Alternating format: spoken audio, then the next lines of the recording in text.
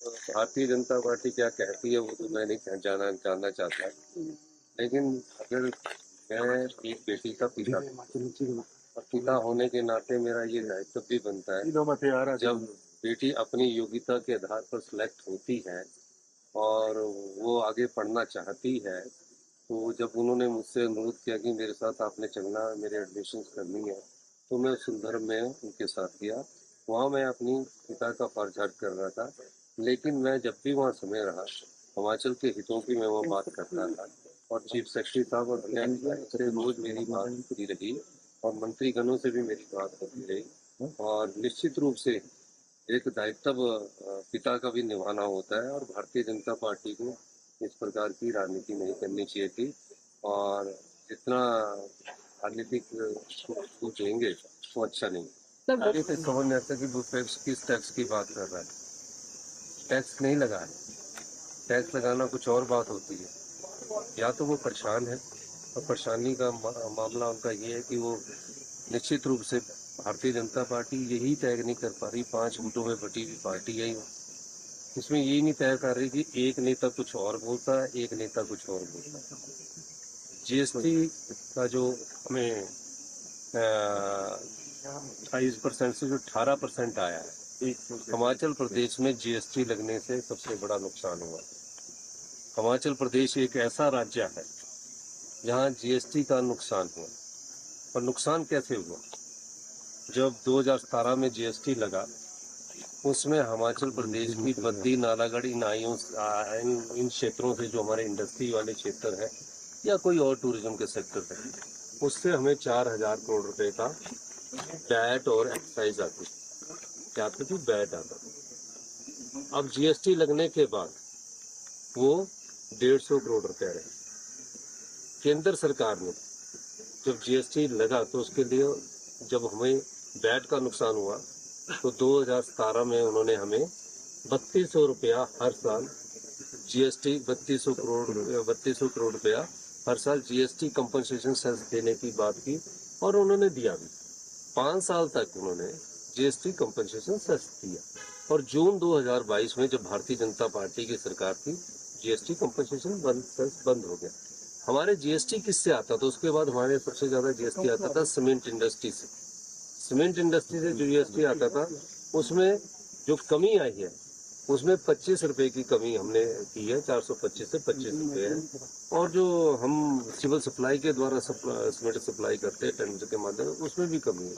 तो भारतीय जनता पार्टी को ये कहना चाहिए कि आप ये बताइए कि जो प्रधानमंत्री जी 1500 करोड़ रुपया घोषित करने के गए हैं वो कब तक मिलेंगे?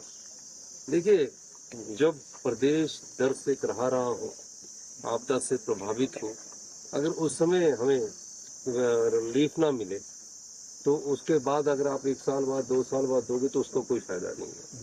तो भारतीय जनता पार्टी को ये कहना चाहिए था कि हम 1500 करोड़ रुपए के लिए प्रधानमंत्री मोदी जी से बात कर रहे हैं। प्रधानमंत्री जी मोदी जी आगे चले गए, 1500 करोड़ रुपए का अभी तक कोई पता ही नहीं लगा। नहीं, देखिए आपकी बात सही है। 8 राज्यों की हमारी मीटिंग हुई थी, जिसमें पंजाब भी साथ था और हमने 8 राज्यों में जम्मू कश्मीर भी था, जिसमें राजेश धर्मानी हमारे तकनीकी मिनिस्टर साहब गए थे।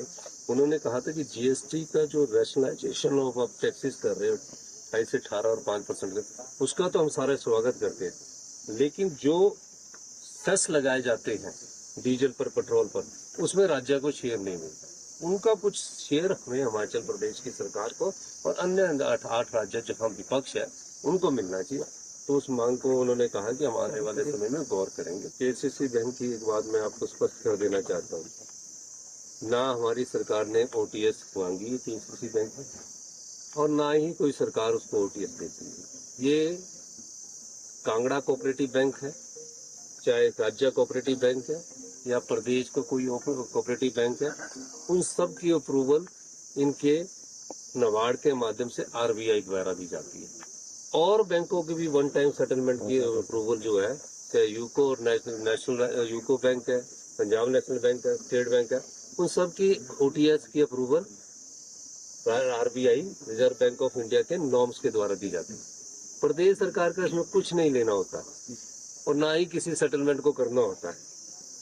और एक बात मैं बता दूं, कि कांगड़ा कोऑपरेटिव बैंक में पिछले 7-8 साल से जो चल रहा था, जब मेरे वो ध्यान में बात आई, मैंने उस बैंक के बोर्ड को ही भंग कर दिया और मैंने कहा कि इसकी इंक्वायरी होनी चाहिए। जनता का पैसा है, कई लोग छोटी छोटी चीजों पर 40-40 करोड़ रुपए का लोन ले रहे हैं और लोन लेकर वापस नहीं करते हैं।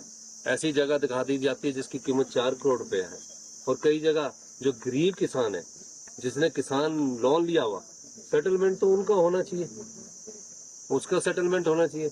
तो कई बार ये कहा जाता है कि ये उसको कर दिया। अब जो वन टाइम सेटलमेंट की पॉलिसी में मैंने विधानसभा में भी कहा था, जो आएगा उसको होगा, जो आएगा उसको वन टाइम सेटलमेंट मिलेगा। तो इस प्रकार की बात करना गलत है और मैं ये भी चाहूंगा कि वहाँ जो है ईडी इंक्वायरी कर रही है, तथ्य आपके सामने है। शांडिल साहब के दौरे पर इतनी ज्यादा जानकारी एकत्रित की जा रही है, कोई भी दौरा जो है वो मुख्यमंत्री अप्रूव करता है और जब मुख्यमंत्री जी ने उस दौरे को अभी अप्रूव किया ही नहीं कि अभी उन्होंने जाना है कि नहीं जाना है, तो उसको कहना ये गलत बात है। शांडिल साहब को अगर जाना होगा तो उसके लिए वो मुझसे बात करेंगे, मैं यहाँ नहीं। और ऐसा एक कागज छाप दिया जिसमें उनके बेटे का भी नाम लिखा हुआ, उस बेटे में नीचे किसी के सिग्नेचर नहीं है। मैं सभी सोशल मीडिया वालों और टीवी मीडिया वालों और प्रिंट मीडिया वालों से कहना चाहूंगा, जब तक किसी के हस्ताक्षरित कागज में चिट्ठी ना साइन ना हो, तब तक आप कोई खबर को ना छापे और वेरीफाई करें। और मैं एक और कहना चाहता हूँ, जो ये दौरे होते हैं ये केवल अधिकारियों के लिए नहीं होते हैं। ये दौरे आपको अंडरस्टैंड करना है कि ये दौरे सरकार के द्वारा नहीं किए जाते हैं। अब मैं अपने बेटी को छोड़ने गया तो मैंने एक पैसा भी सरकार का नहीं लिया, एयर टिकट से लेकर अपना सारा खर्चा मैंने अपने उससे किया। और ये कहना कि ये जो दौरे है सरकार के ये होते हैं वर्ल्ड बैंक के प्रोजेक्ट्स के, जैसे जायका का प्रोजेक्ट हो गया, मैं इसलिए जानकारी देना चाहता हूँ, AFD का प्रोजेक्ट हो गया, आपका वर्ल्ड बैंक का प्रोजेक्ट हो गया। उस प्रोजेक्ट को में डालते हुए इन बैंकों की कंडीशन है कि एक्सपोजर टूर होगा, तो और सरकार की तरफ से जाने का कोई मकसद नहीं होता है, जो हमारी ट्रेजरियों से एक पैसा नहीं जाता। तो ये भी जनता को पता लगना चाहिए कि जो ये दौरे होते हैं जिसमें कई मल्ले भी जाते हैं, जिसमें कई अधिकारी भी जाते हैं, वो एक्सपोजर टूर होते कि जिस बैंक ने हमें लोन दिया था उस देश के बैंक ने, जहाँ जैसे जायका है जापान का है, AFD फ्रांस का है, KFD हमारा जर्मन का है, वर्ल्ड बैंक पूरे वर्ल्ड में घूमने को भेजता कि यहाँ ये योजना शुरू हुई, इस योजना को शुरू करके ये चीज का आपको जानकारी हो और इस ढंग से अपने कार्य करना, इसलिए दौरे होते हैं। और यहाँ देखा जाता है कि उन दौरों को सरकार के साथ जोड़ दिया जाता है, ऐसा नहीं है।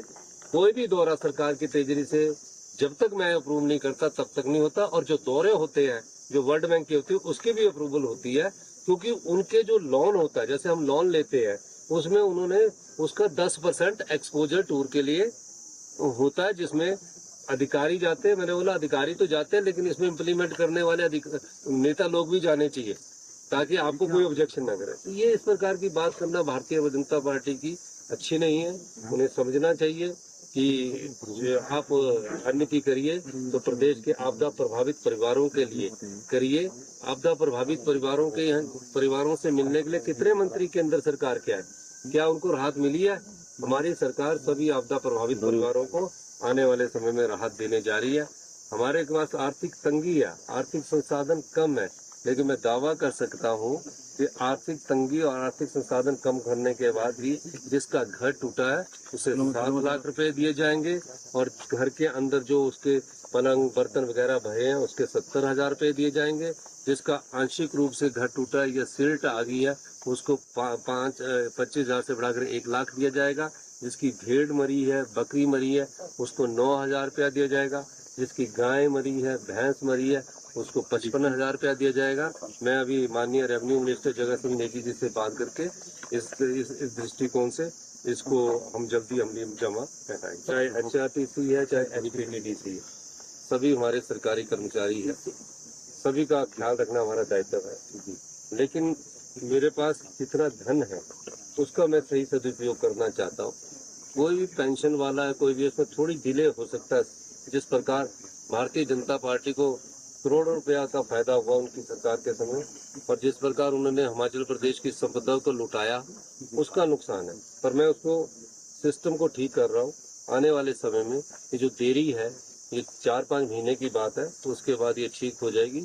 और मेरी कोशिश है कि उन बेचारों को अगर 5-7 दिन की देरी के बाद पे मिलती तो पेंशन मिलती है तो पेंशन मिलती। देखिए, प्रधानमंत्री जी पर मैं क्या भाषण पर क्या टिप्पणी करूं। मैं तो ये कह सकता हूं कि भारतीय जनता पार्टी के पास प्रदेश में कोई मुद्दा नहीं है। कभी वो टॉयलेट टैक्स की बात करते हैं, कभी वो हाई पे ग्रेड में कहीं ठीक काम करते हैं। तो जो चीज ध्यान में लाई जाती है प्रदेश के हित में करते हैं। हमारी सरकार को जिस प्रकार से भारतीय जनता पार्टी की केंद्र की सरकार ने बांधा है, जब से हमने सरकारी कर्मचारी और अधिकारियों को ओल्ड पेंशन स्कीम दी है, हम पर बार बार दबाव बनाया जा रहा है ओल्ड पेंशन स्कीम को यूपीएस में बदलने के लिए भी। हमने उन चीजों को मद्देनजर रखते हुए भी अपने सरकारी कर्मचारी और अधिकारियों को ओल्ड पेंशन स्कीम दी है। और ये भी कहना चाहता हूं मैं कि इसके कारण हमारा जब 2023-24 में बजट प्रस्तुत किया तो 1600 करोड़ रुपया की जो बोरिंग थी वो बंद कर दी गई। यानी कि 3 साल हमारी सरकार को हो गए हैं, ओपीएस के कारण 4800 करोड़ रुपए के जो additional boring Bharatiya Janata party की जयराम सरकार को मिलती रही वो बंद कर दी गई है। हम फिर भी सरकारी कर्मचारी और अधिकारियों के हित में टस से मस नहीं हो रहे, लेकिन थोड़ी बहुत कई बार नोटिफिकेशन के मामले में थोड़ा ऊपर नीचे हो जाता है, तो उसको भी हम ठीक करते हैं। हिमाचल प्रदेश की सरकार सरकारी कर्मचारी और अधिकारियों के हित में फैसले कर रही है और कुछ चेंजिंग आ रही है जिसके कारण कर्मचारी सोच रहे हैं कि उन्हें कहीं प्रमोशन में नुकसान आएगा। मैं ये भी कहना चाहता हूँ कि शिक्षा के क्षेत्र में हम व्यापक सुधार कर रहे हैं। वो इसलिए कर रहे हैं कि सरकारी क्षेत्र के स्कूलों में जो बच्चे पढ़ते हैं उनकी क्वालिटी एजुकेशन हो और जो विश्व की चुनौतियां और विश्व की चुनौतियों का सामना कर सके। इसलिए हम सरकारी स्कूलों में सीबीएसई स्कूल लगा रहे हैं, स्पेशल कैडर बना रहे हैं। हेल्थ सेक्टर में हम बहुत ज्यादा बदलाव कर रहे हैं। हेल्थ सेक्टर में आपके 40% ऑक्यूपेंसी पर मेडिकल कॉलेज चल रहे हैं, तो आप कैसे हेल्थ का करेंगे? गांव का गरीब किसान, बागवान, मजदूर, कोई भी परिवार का, आम परिवार का आदमी या कोई भी परिवार का आदमी जब हम मेडिकल कॉलेज में जाता है तो इस आशा के साथ जाता है कि मेरा इलाज अच्छा होगा। मैं खुद देख रहा हूँ और 3 साल से आपकी 20-20 साल पुरानी मशीनों से कहाँ इलाज अच्छा होगा, फिर वो रेफर करवा लेता है पीजीआई के लिए। तो इन सब चीजों को ठीक करने के लिए पैसे की जरूरत है। हमने अभी तीनों मेडिकल कॉलेज में MRI 3 टेस्ला जो एम्स में लगी है, उसमें IGMC में, चमियाना में, नेरचौक में, हमीरपुर में, टांडा में लगाने जा रहे हैं ताकि लोगों को सही समय पर अपनी बीमारी का पता लग सके। यही मैं कहना चाहता हूँ।